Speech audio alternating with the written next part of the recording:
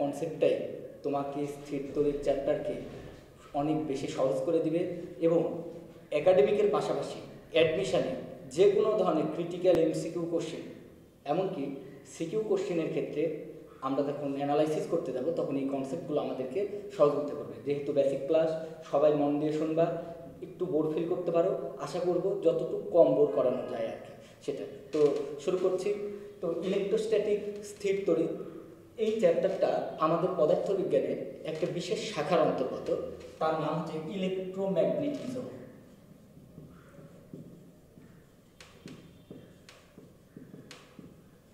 ইলেকট্রোম্যাগনেটিজমের দুটা পার্ট আছে, ভালো করে শুনবা, খুব ইম্পর্টেন্ট। এবং তোমরা যে কাজটা করবা, পড়ার সাথে সাথে ভিডিও দেখার সাথে সাথে ক্লাসটা নোট করে ফেলবা, পরে তাহলে তোমাদের পড়তে আর একটু সুবিধা হবে।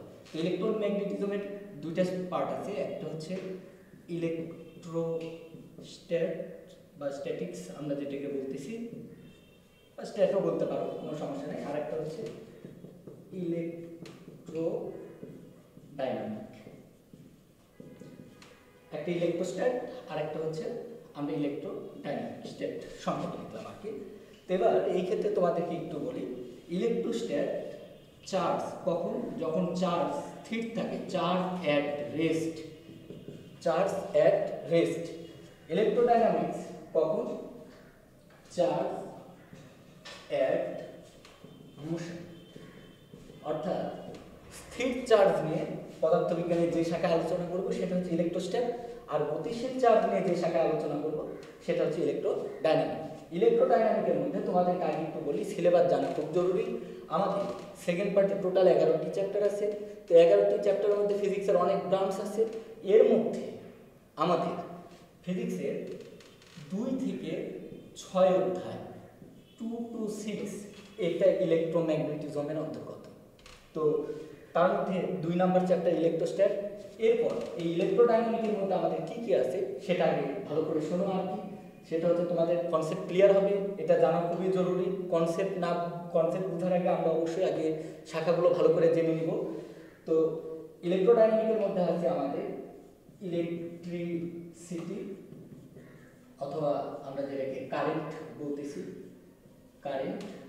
তারপর আছে আমাদের হচ্ছে তোমার ম্যাগনেটিজম। তারপর তোমার আছে যেটা, সেটা হচ্ছে ইলেকট্রোম্যাগনেটিক ইন্ডাকশন। আমি একটু ইংলিশ লিখছি, বাংলাও বলে দেবো, সমস্যা নেই। তোমরা ইংলিশগুলো একটু শিখে নিতে হবে, কারণ আমাদের তো উচ্চশিক্ষায় দিতে হবে। তো উচ্চশিক্ষা আমাদের তখন বাংলার চাইতে ইংলিশগুলো বেশি কাজে দেবে আর কি। আমি বাংলা বলেছি, ইলেকট্রিসিটি চলতড়িৎ, ম্যাগনেটিজম চৌম্বক। তো এখান থেকে দেখো ইলেকট্রোম্যাগনেটিক ইন্ডাকশন, আমি একটু শর্টকাটে লিখলাম EMI, ইলেকট্রোম্যাগনেটিক ইন্ডাকশন। এর মধ্যে আরও একটা টপিক আছে এর ভিতরে, সেটা হচ্ছে AC, যেটাকে আমরা বলতেছি অল্টারনেটিং কারেন্ট। এটা 3 নম্বর চ্যাপ্টার, এটা 3 নম্বর চ্যাপ্টার, এটা 4 নম্বর চ্যাপ্টার, এটা আমাদের 5 নম্বর চ্যাপ্টার। আমি সরি, এটা 2 to 6 না, 2 to 5, আমাদের টোটাল 4টে চ্যাপ্টার আমাদের ইলেকট্রোম্যাগনেটিজমের অন্তর্গত। 6 নম্বর চ্যাপ্টারটা মেইনলি অপটিক্সের অন্তর্গত। তো এবার আমি তোমাদের সাথে যে ব্যাপারটা নিয়ে কথা বলবো সেটা আজকে আমরা ইলেকট্রোস্ট্যাট, অর্থাৎ চার্জ যখন স্থির অবস্থায় থাকে, চার্জ স্থির অবস্থায়, স্থির চার্জ। তো তার আগে তোমাদেরকে একটা ব্যাপার আমার খুব বলা দরকার, যে আসলে চার্জ জিনিসটা কি, যে চার্জ ব্যাপারটা কি। তো দেখো, চার্জে আমরা কিন্তু সবাই অনেকে চার্জ নাম শুনছি, বুঝি, কিন্তু চার্জ ব্যাপারটা বললে তখন কিন্তু আলটিমেটলি তা আসলে সহজ কথা দেয় না বলা সহজে আলটিমেটলি। তো যাই হোক, আমি আর বেশি করতে যাচ্ছি না। তো ধরো মানে কাউকে কিছু বলতে চাচ্ছ, মানে কিন্তু বলতে পারতিস না, মানে সহজ কথা সহজে বলা যায়, অথচ কিন্তু সহজ কথা কি বলতে চাইছি আশা করি বুঝেছ, বেশি বোঝার দরকার নেই আর কি। তো যাই হোক, আমি একটু চার্জ নিয়ে বলি। তো চার্জ জিনিসটা আমাদের আগে ভালোভাবে জানা দরকার। তো চার্জ, চার্জ বাংলা করলে দাঁড়ায় আধান।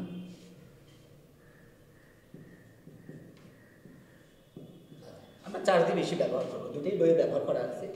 তো চার্জ হচ্ছে, আমি আবার বলছি, একটু ভালো করে শুনবে, তোমরা একটু লিখে নেবে অথবা বই পড়বে, যে মৌলিক কণিকাগুলোর বৈশিষ্ট্যমূলক ধর্মকে আমরা চার্জ বলছি। আমি একটু ইংলিশ দিয়ে লিখছি, in intrinsic property of fundamental particle।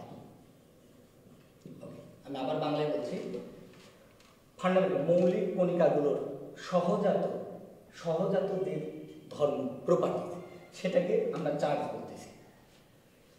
এখন আমাদের মনে অনেকের এখন একটা কোশ্চেন চলে আসবে, অথচ এখানে আমি আরেকটু করতে পারি যে charge which is responsible for electric field. আমি আরেকটু করছি, হুইচ ইজ, এগুলো এমসিকিউতে কাজে লিখবে তোমাদের, এবং সংজ্ঞাতেও অনেক ক্ষেত্রে আছে। Which is responsible for electric field, electric field. Okay, এখন তোমাদের মনে প্রশ্ন রাখতে পারে, ভাই ইন্ট্রিনসিক মানে কি? আবার যে সহজাত বলতে কি বোঝায়? ভালো করে শুনবা। সহজাত মানে intrinsic property means last property, শেষ বৈশিষ্ট্য, যে বৈশিষ্ট্যের যার ভিতরে আর কোনো ব্যাপার নেই আর কি। যেমন তোমার ফান্ডামেন্টাল পার্টিকেলের প্রপার্টিস চার্জ, কিন্তু চার্জের কোনো প্রপার্টি থাকবে না। আলটিমেটলি এটাই ইন্ট্রিনসিক লাস্ট প্রপার্টি, যে প্রপার্টিতে ভিতরে আর অন্য কোনো কিছুই নাই, যেটাকে আমরা আর রিসার্চ করতে পারবো না, ভাঙতে পারবো না আলটিমেটলি। দিস টাইপ আমি আরেকটু ক্লিয়ার করার জন্য বলি। যেমন আরেকটা ইন্ট্রিনসিক প্রপার্টি সম্পন্ন আরেকটা বিষয় হচ্ছে তোমার জিনিস হচ্ছে ভর, মাস। এখন তোমাকে আমি যদি কোশ্চেন করি, বলো তো মাস, ভর কি দিয়ে তৈরি? মানে ভর কেন, ভরের কারণটা কি, ভর কি দিয়ে তৈরি, তাহলে তুমি কিন্তু বলতে পারবে না। তাহলে ভরও একটা ইন্ট্রিনসিক প্রপার্টি, যে এটাকে আমরা সহজাত, এটাও মানে একটা বিশেষ বৈশিষ্ট্য হিসেবে ধরে নিই, যে বৈশিষ্ট্যকে আমরা আর ভাঙতে পারবো না, ব্যাখ্যা করতে পারবো না। আলটিমেটলি এটা আমরা ইন্ট্রিনসিক বা সহজাত বৈশিষ্ট্য হিসেবে ধরে নিচ্ছি। তো এবার তোমাদের সাথে একটু কথাবার্তা বলি, তাহলে একটু ভালো করে শুনবা। যে আমাদের চার্জ একটা সহজাত বৈশিষ্ট্য, ইন্ট্রিনসিকের বাংলা আমরা বলছি সহজাত বৈশিষ্ট্য। একইভাবে ভরও কিন্তু তোমার হচ্ছে একটা এই ইন্ট্রিনসিক প্রপার্টি, মাসও আরেকটা ইন্ট্রিনসিক, চার্জ ইন্ট্রিনসিক প্রপার্টি, মাসও ইন্ট্রিনসিক প্রপার্টি। বাট চার্জ এবং মাসের মধ্যে, ভর এবং চার্জের মধ্যে পার্থক্য আছে। এই চার্জ শব্দটা আসছে গ্রিক মাইথোলজি থেকে। এটা মোটামুটি 600 BC, বিফোর ক্রাইস্ট এটা। তো চার্জকে আমরা প্রকাশ করি কিউ দিয়ে। কি দিয়ে চার্জকে প্রকাশ করি? কিউ দিয়ে। এবং তোমাদেরকে একটু বলে নিই, চার্জ হচ্ছে স্কেলার কোয়ান্টিটি, এর কোনো দিক নাই, জাস্ট খালি ভ্যালু আছে 1 এবং ইউনিট, চার্জের unit everyone knows that coulombs,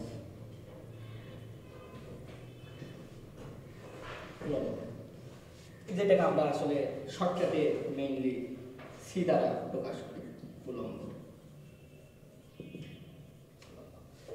এবার যে জিনিসটা তোমরা একটু মাথায় রাখবে, যে চার্জ এবং মাস দুটোই যদিও ফান্ডামেন্টাল প্রপার্টিস, কিন্তু এদের মধ্যে একটু পার্থক্য আছে। আমি পার্থক্যটা একটু পরে বলছি, তার আগে দেখো তোমরা আরেকটা জিনিস শিখে নাও। দেখো আমরা জানি চার্জ দুই প্রকার, এটা তোমরা 19-এ পড়ছিলাম।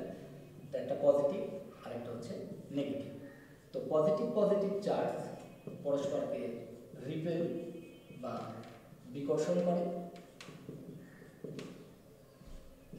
নেগেটিভ চার্জ পরস্পরকে রিপেল করে, পজিটিভ নেগেটিভ চার্জ পরস্পরকে অ্যাট্রাক্ট করে, আকর্ষণ, নেগেটিভ পজিটিভও পরস্পরকে অ্যাট্রাক্ট। আলটিমেটলি এখান থেকে একটু লক্ষ্য করো, যদিও আমি তোমাদেরকে বারবার বললাম যে মাস এবং চার্জ দুটোই ফান্ডামেন্টাল প্রপার্টি, বাট এদের দুজনের মধ্যে একটু পার্থক্য আছে। তো একটু এই জিনিসটা একটু মাথায় রেখে, যে এটা বলে একটু ভালো করে শুনো, যে চার্জ অলওয়েজ, এগুলো একটু মনে রাখবা, এগুলো মেডিকেলে খুব ইম্পর্টেন্ট, অলওয়েজ কামস উইথ মাস। অর্থাৎ চার্জ অলওয়েজ কামস উইথ মাস। বিষয়টা ইম্পর্টেন্ট, যে যার চার্জ আছে তার অবশ্যই কি থাকবে? ভর থাকবে। বাট রিভার্স কিন্তু ট্রু না, অর্থাৎ যে মাস কারো যদি ভর থাকে তাহলে তার চার্জ নাও থাকতে পারে। তো এটা একটু মাথায় রাখবে। তো এবার আমি একটু চার্জ এবং মাসের মধ্যে তোমার চার্জ এবং ভরের মধ্যে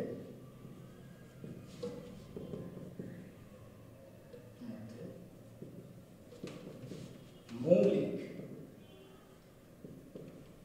পার্থক্যটা বলি। চার্জ এবং ভরের মধ্যে মৌলিক পার্থক্যটা একটু দেখো। দুটোই কিন্তু ইন্ট্রিনসিক প্রপার্টি, ম্যাটেরিয়ালের বস্তুর ইন্ট্রিনসিক প্রপার্টি, বাট দুটার মধ্যে যে পার্থক্যটা সেটা একটা। প্রথমে যেটা বলছি তোমাদেরকে যে দেখো যে কারো চার্জ থাকলে তার অবশ্যই ভর থাকবে, কিন্তু কারো ভর থাকলে তার চার্জ নাও থাকতে পারে।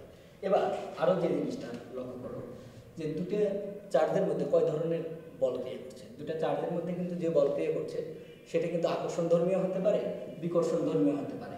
অর্থাৎ এটা আকর্ষণ ধর্মী, দুটো চার্জের মধ্যে ক্রিয়াশীল বল আকর্ষণ অথবা বিকর্ষণ ধর্মী হতে পারে। বাট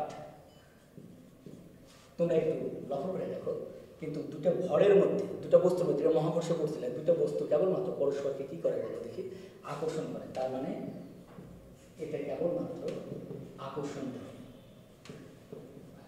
তাহলে চার্জের ক্ষেত্রে দুই ধরনের ফোর্স পেতে পারি আমরা, অ্যাট্রাকটিভ, রিপালসিভ, বাট ভরের ক্ষেত্রে শুধুমাত্র অ্যাট্রাকটিভ ফোর্স পাবো। দুই নম্বর যে বৈশিষ্ট্য, এটা একটু খুব কিপ ইন মাইন্ড, খুব ভালোভাবে ইয়ে করবা, যে সেটা একটু লক্ষ্য করে দেখো। আমি একটা সূত্র লিখছি, m = m0√1 - v² / c²। এটা তোমরা সেকেন্ড পার্ট যখন অষ্টম অধ্যায়ে আমি পড়াবো তখন তোমাদেরকে একদম ক্লিয়ার করে দেবো।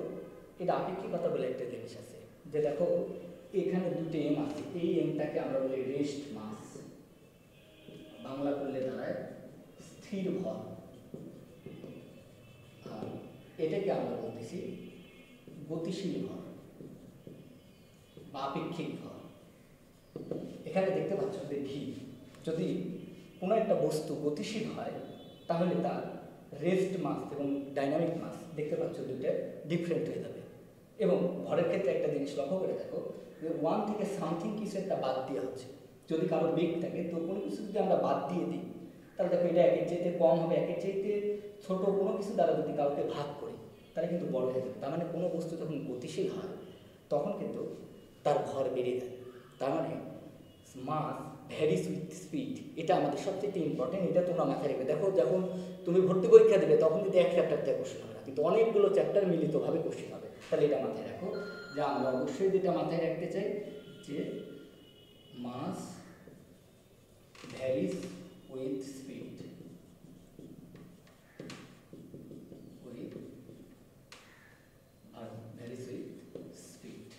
বাট এই ক্ষেত্রে charge Neva varies with speed, অর্থাৎ একটা বস্তুর স্পিডের সাথে বস্তুর চার্জ কখনোই চেঞ্জ হয় না। আর যেটা চার্জ ইন্ডিপেন্ডেন্ট উইথ স্পিড, আমি বাংলা দিয়ে লিখে দিলাম চার্জ স্পিডের উপর নির্ভরশীল নয়।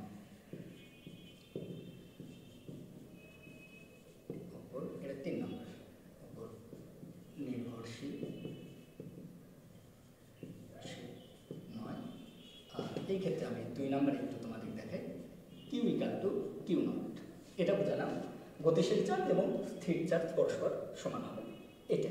তো এই জিনিসগুলো একটু তোমরা একটু মাথায় রেখে চার্জ। এবার আমি তোমাদের সাথে যে টপিকটা নিয়ে কথা বলবো সেটা হচ্ছে চার্জের বৈশিষ্ট্য।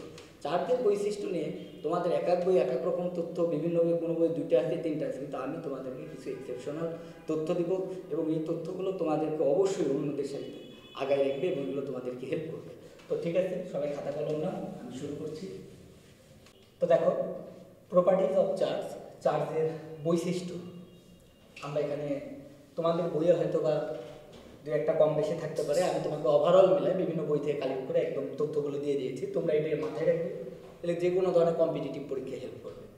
আমি প্রপার্টিজগুলো লিখছি, 1 নম্বরে টোটাল 6টা প্রপার্টিজ লিখছি। তোমরা পজ করে প্রপার্টিজগুলো লিখে নিবা, আমি একটু বলতেছি। দেখো, যে প্রথমেই তোমাকে শিখালাম যে সমধর্মী charge, likely charge. Like charge, সমধর্মী চার্জ পরস্পরকে রিপেল করে, বিকর্ষণ করে, কিন্তু বিপরীত ধর্মী আনলাইক চার্জ পরস্পরকে অ্যাট্রাক্ট করে। এরপর দেখো যে জিনিসটা তোমাদেরকে করছি, তো প্রথমটা আশা করি সবাই বুঝতে পারছে আর কি। 2 নাম্বারটা নিয়ে তোমাদের সাথে একটু কথা বলি। অ্যাডিটিভিটি। অ্যাডিটিভিটি কি? যে চার্জ সিম্পলি যোগের অ্যালজেব্রিক সূত্র মেনে চলে। অর্থাৎ যোগের যেমন ধরো প্লাস একটা বস্তুর চার্জ Q1 প্লাস 2e আর একটা Q2 ইকুয়াল টু একটি চার্জ Q1 প্লাস 2 আর একটা চার্জ ধরো -3, তাহলে টোটাল চার্জ আমি ইকুয়াল টু লিখতে পারবো Q1 plus Q2 equal to plus 2e minus plus -3 equal to -e। তার মানে জাস্ট অ্যালজেব্রার সূত্র মেনে চলবে। তাহলে এটাই হচ্ছে চার্জের অ্যাডিটিভিটি, যে চার্জ সিম্পল অ্যালজেব্রা মেনে চলে। এবার আসো সবচেয়ে ইম্পর্টেন্ট যে দুটো নিয়ে আমি বলছিলাম, যে সবচেয়ে বেশি ইম্পর্টেন্ট যে conservation of charge. Conservation of energy পড়ছো, এখানে কনজারভেশন অফ চার্জ পড়বে। এটা আরেকটি প্রকৃতির কয়েকটি মৌলিক সূত্র আছে, তার মধ্যে conservation of charge and conservation of energy মতো এটাও আরেকটি অন্যতম আর কি। তো দেখো শুরু করছি যে কনজারভেশন অফ আমাদের চার্জ, চার্জের নিত্যতা। চার্জ আমি একটু বলছি, তোমরা আগে শোনো ভালো করে। Charge never be created nor be destroyed। চার্জকে সৃষ্টিও করা যায় না, ধ্বংসও করা যায় না। Only can transfer one form to another form. কেবলমাত্র চার্জকে এক রূপ থেকে অন্য রূপে কী করা যায়? তোমার পরিবর্তন করা যায়, রূপান্তরিত করা যায়। মহাবিশ্বের সৃষ্টির শুরুতেও যা ছিল চার্জ, এখনও তাই আছে। আবারও বলছি, চার্জের নিত্যতার সূত্র, চার্জ সৃষ্টি করা যায় না বা ধ্বংস করা যায় না। চার্জকে শুধুমাত্র এক রূপ থেকে অন্য রূপে রূপান্তরিত করা যায় মাত্র। মহাবিশ্বের মোট চার্জের পরিমাণ তোমার ফিক্সড, অর্থাৎ এটার কোনো চেঞ্জ হয়নি আর কি সৃষ্টির পর থেকে। এটাই আমাদের চার্জের নিত্যতা। তো আসুন আমরা এই কনজারভেশন অফ চার্জ এই টপিকটা আমরা যখন এই সেকেন্ড পার্টে তোমার তো বা কেমিস্ট্রিতেও কাজে লাগবে, তোমরা বিশেষ করে রেডিও অ্যাক্টিভিটি, আমি যখন নিউক্লিয়ার রিয়াকশান নিয়ে পড়াবো বা আলটিমেটলি, তখন সেক্ষেত্রে আমার এই চার্জের কনজারভেশন প্রয়োজন হতে পারে, প্রয়োজন হবে আর কি। তো দেখো আমরা চার্জের নিত্যতার সূত্রে একটা তোমাদেরকে সিম্পল প্রয়োগ দেখায়, যে charge of Annie isolated system. এটা যেমন ইউনিভার্সাল চার্জ যেমন ফিক্সড, একইভাবে এই জিনিসটাকে আমরা Annie kind of isolated system, যে কোনো আইসোলেটেড সিস্টেমের ক্ষেত্রে এটা ব্যবহার করতে পারবো। তো আলটিমেটলি দেখো যে charge of Annie isolated system always constant. তো দেখো আমি একটা ছোট্ট ম্যাথ তোমাদেরকে দেখাচ্ছি, এটা একটু দেখো। আমার কাছে 3টে চার্জ আছে, plus 2 coulomb minus 3 coulomb plus 1 coulomb. যেহেতু আগেই বলছি যে চার্জ কামস উইথ মাস, তার মানে চার্জ আছে মানে এগুলো কিন্তু একটা বস্তু। আর এটা তোমার হচ্ছে আইসোলেটেড সিস্টেম, তাই এটা কন্ডাক্টর না, পরিবাহী না, এটা হচ্ছে ইনসুলেটর। এখন আমি এটাকে যদি একটু ঝাঁকা দিই, তাহলে এই তিনজনের সাথে কিন্তু তিনজনের কিন্তু একটু স্পর্শ হবে, ইন্টারাকশন হবে। ইন্টারাকশনের ফলে এদের মধ্যে একটু চার্জ বিনিময় হবে।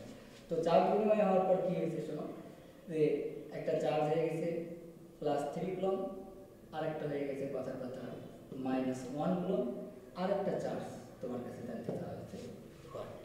এখন এটাকে আমরা সলভ করবো। তা আমি একটু ধরে নিলাম, দেখো আমরা তো অবশ্যই তাহলে যেটা লিখতে পারবো, যে যেহেতু চার্জ কনস্ট্যান্ট থাকবে, যেহেতু এটা একটা আইসোলেটেড সিস্টেম, তাহলে Q1 plus Q2 plus Q3 এটা সংযোগের পূর্বে, ঝাঁকানোর পূর্বে, আর এটা Q1 prime Q2 prime plus Q3 prime. এখন এখান থেকে একটু লক্ষ্য করো, Q1 এর মান 2, Q2 এর মান -3 প্লাস 1, এটার মান দেখো 3, এটার মান -1, এটা হচ্ছে প্লাস। আর এখান থেকে দেখো 2 আর 3 আমরা কত লিখতে পারছি? -1, তাহলে 2 আর 3 এটা 0। এখান থেকে দেখো আমরা লিখতে পারবো 2 প্লাস Q, তাহলে ফাইনালি Q ইকুয়াল টু -2। তাহলে এটা আমাদের কত হবে? -2। এটা একটা সিম্পল ম্যাথ, এটা একটু মাথায় রাখবে।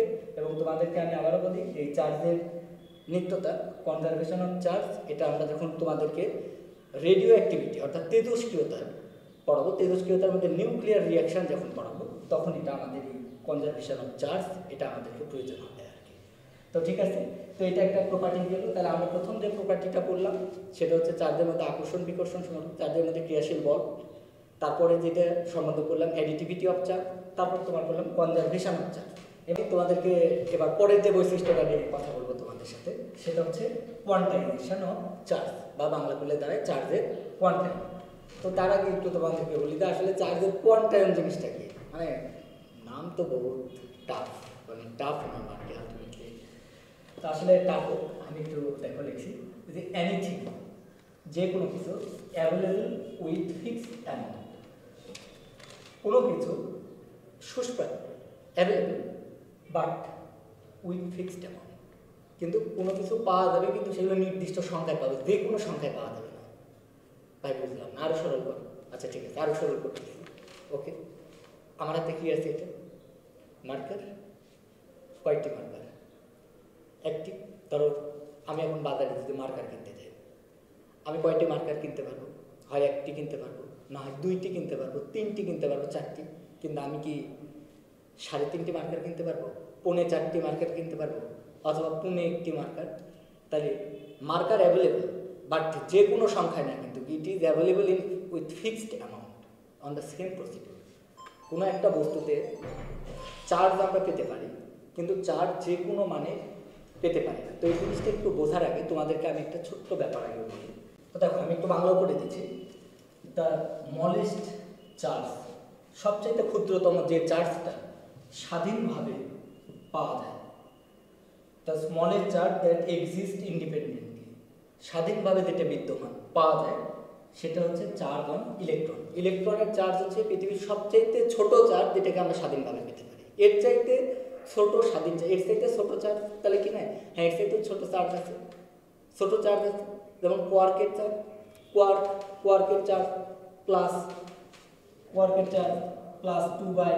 2/3 অথবা প্লাস 1/3 অথবা মাইনাস, এগুলো প্লাস মাইনাস এরকম হতে পারে।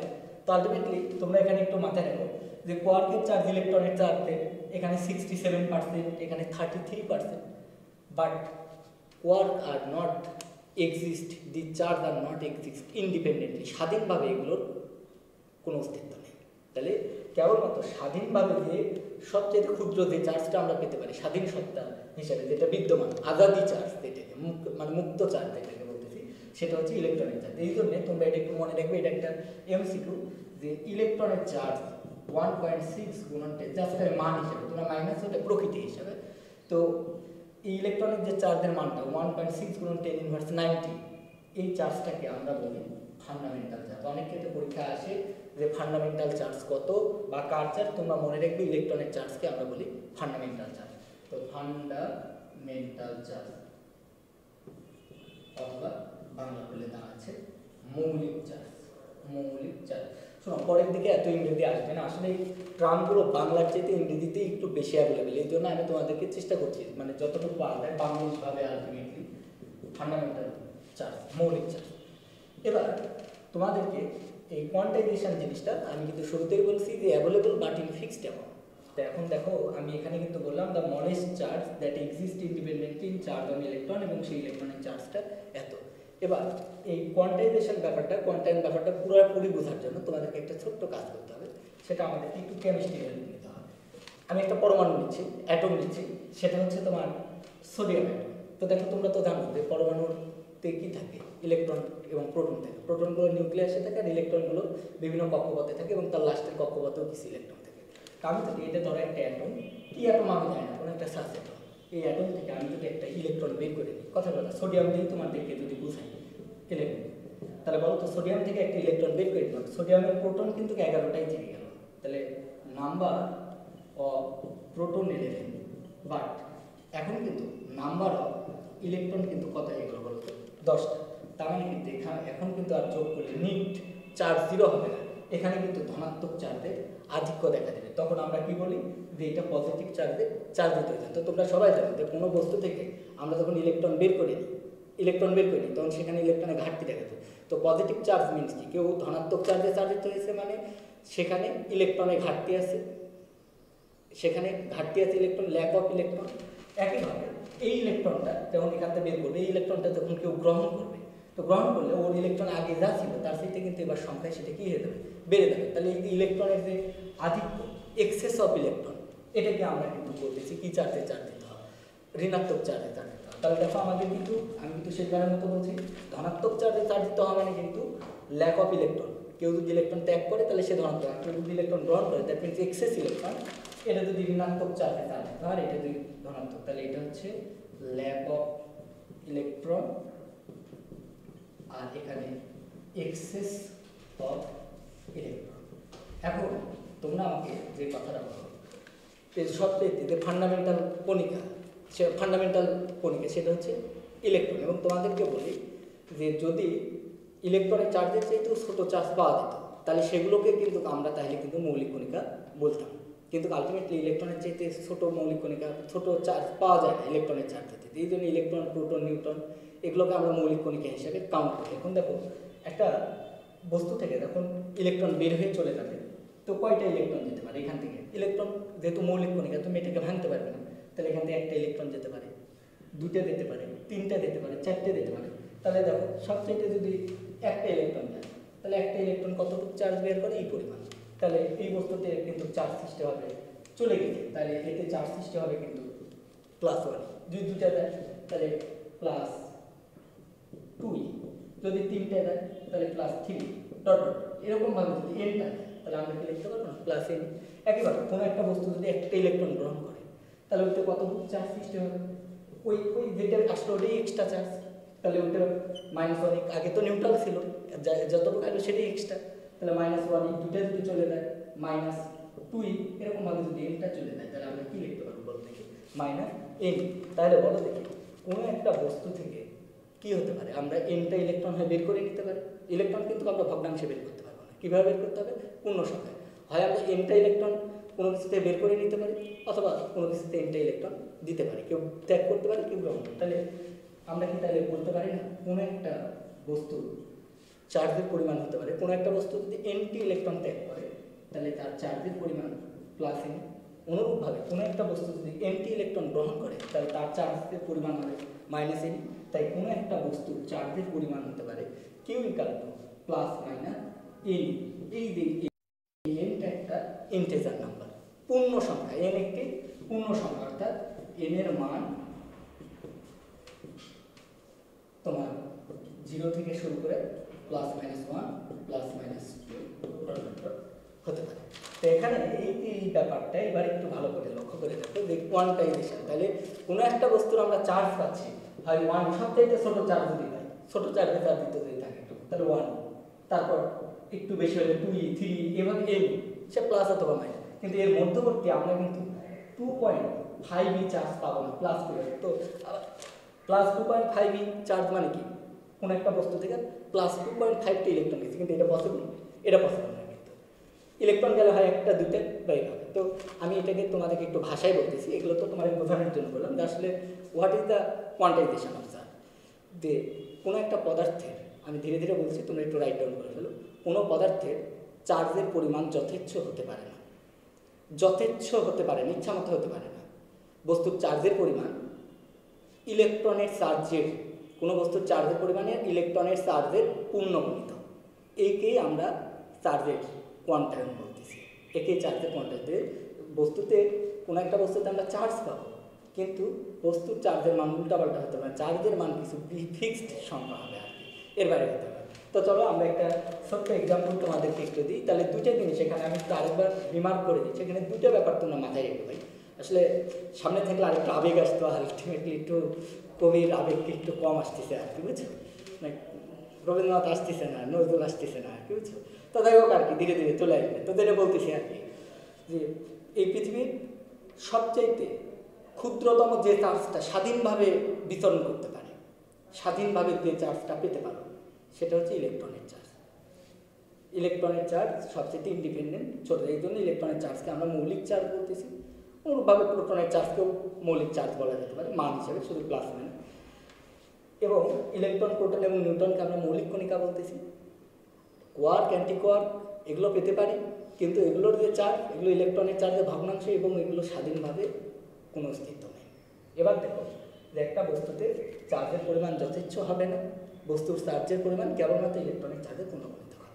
এবার আমরা তোমাদেরকে তাহলে একটু দেখাই, সেটা একটা ছোট্ট উদাহরণ। যে কোনো বস্তুর চার্জ, ভালো করে দেখো, 8 × 10⁻18, খাতা কলম নিয়ে কিন্তু 8 গুণ 10 ইনভার্স 18, এবং আশা করি আমাদের পরের ক্লাসগুলো আরও বেশি প্রাণবন্ত হয়ে যাবে।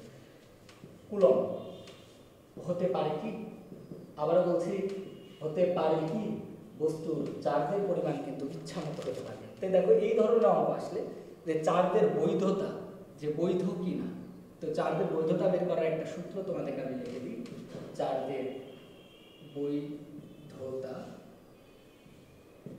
ভ্যালিডিটি, মোট চার্জ, বা এটাকে এইভাবে লিখতে পারো, প্রদত্ত charge, given charge by electronic charge,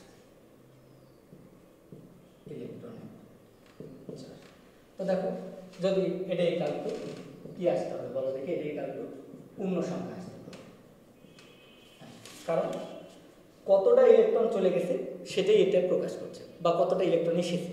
এবার চলে আসে এখানে যে চার্জ দেওয়া আছে 8 গুণ 10 ইনভার্স 8, ইলেকট্রনের চার্জ কত 1.6, 10 ইনভার্স 90, আর দিয়ে সরব কাটলে 0.2, ওটা 10 উপরে গেলে তাহলে আলটিমেটলি আমরা এখানে কিন্তু লিখে দিতে পারবো।